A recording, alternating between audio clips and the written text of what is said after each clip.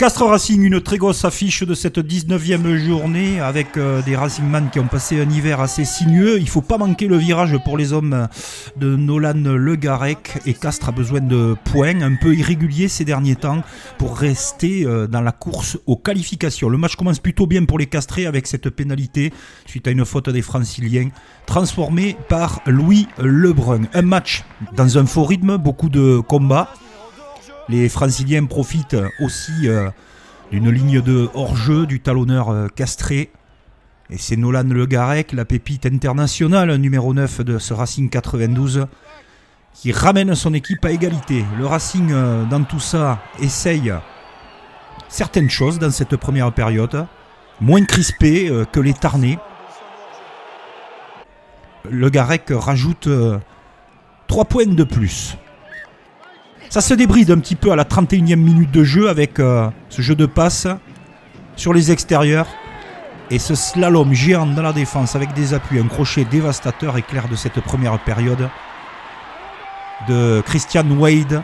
Sublime essai de la part du joueur francilien qui s'est joué de toute la défense tarnaise. Regardez sur ce ralenti, bien qu'il y ait des cannes avec l'arrière-garde castraise, il en manque un petit peu pour récupérer le feu follet francilien.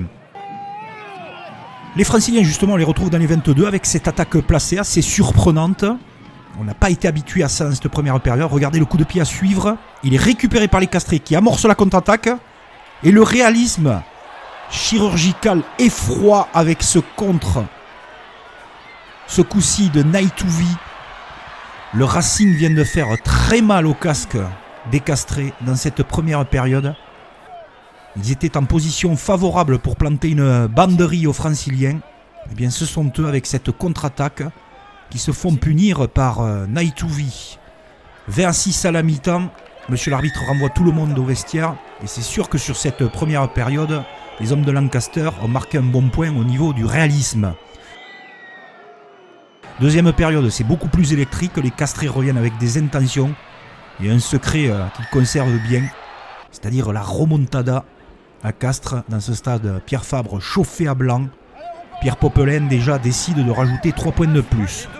Ça devient solide et insoutenable, il reste 11 minutes et cette mêlée qui va rendre ivre de joie les spectateurs et les fans castrés. Ça fait 7 points dans la besace, le retour reste possible. Tant plus que les Franciliens se mettent à la faute, sont dominés devant, les Castrés se déchaînent, charge énorme. Et derrière, on conclut avec Jérémy Fernandez qui met les Castrés pour la première fois devant, même s'il y avait eu le 3-0 en début de partie. Castres a validé sa remontada, mais dans les derniers instants, c'est un Racing qui avait pris des points d'avance, qui va aller chercher sa dernière faute. Et là... c'est à l'expérience, on dira, du jeune Le Garec. Oui, l'expérience parce que c'est un formidable buteur et qu'il y a du vent qui dompte à Castres, qui va donner une victoire retentissante aux Franciliens qui en avaient tellement besoin. Les Franciliens n'ont pas manqué le virage castré. Par contre, pour les Tarnais, ça fait très très mal à la tête pour la course aux qualifications.